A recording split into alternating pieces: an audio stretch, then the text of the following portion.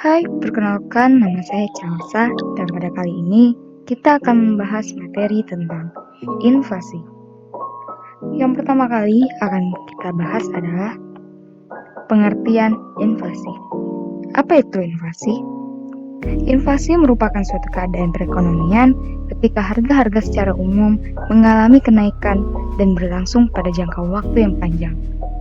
Kenaikan harga yang bersifat sementara, seperti kenaikan harga pada masa lebaran, tidak dianggap sebagai inflasi, karena biasanya setelah masa lebaran, harga-harga akan turun menjadi normal kembali.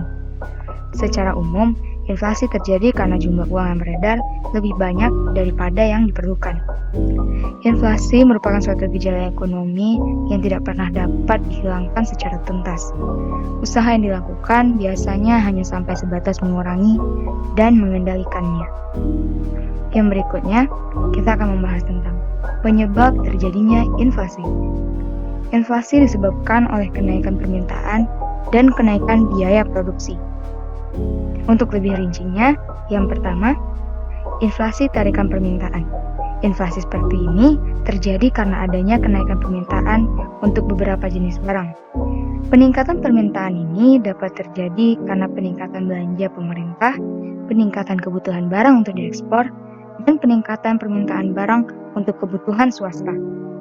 Kenaikan permintaan masyarakat ini mengakibatkan harga naik karena penawaran yang tetap. Yang kedua, inflasi dorongan biaya produksi atau cost push inflation. Inflasi seperti ini terjadi karena adanya kenaikan biaya produksi. Kenaikan biaya produksi terjadi karena kenaikan harga-harga bahan baku. Misalnya, ada seorang pedagang nasi goreng yang menjual nasi goreng dengan harga Rp15.000. Akan tetapi, karena naiknya harga beras, maka harga nasi goreng tersebut naik menjadi Rp18.000.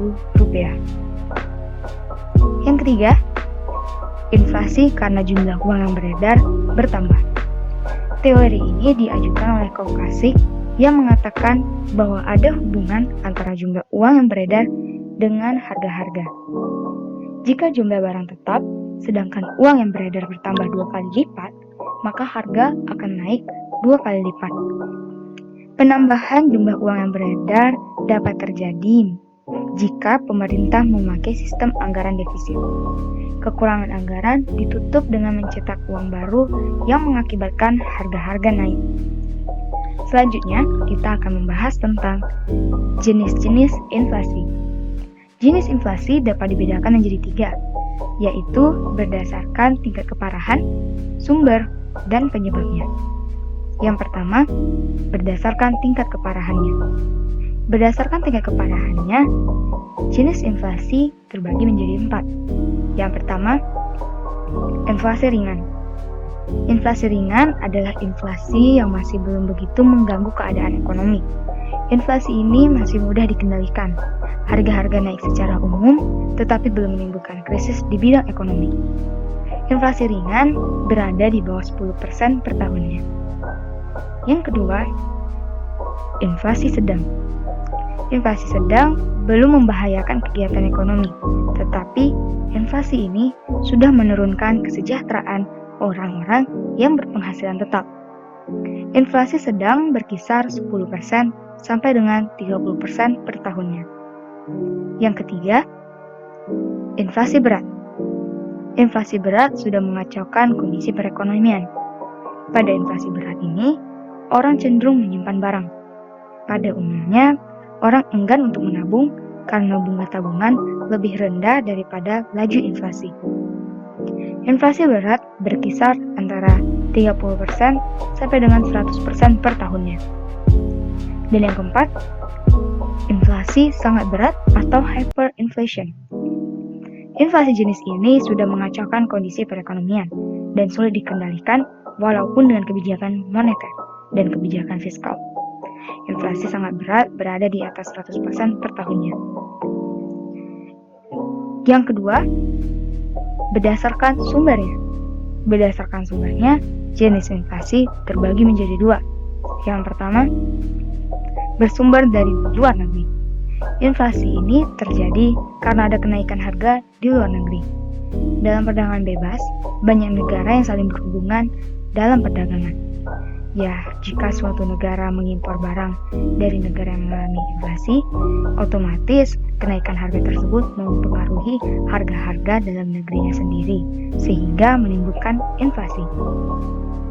Yang kedua, bersumber dari dalam negeri. Inflasi ini bersumber dari dalam negeri dan dapat terjadi karena pencetakan uang baru oleh pemerintah atau penerapan anggaran defisit. Inflasi yang bersumber dari dalam negeri juga dapat terjadi karena kegagalan panen.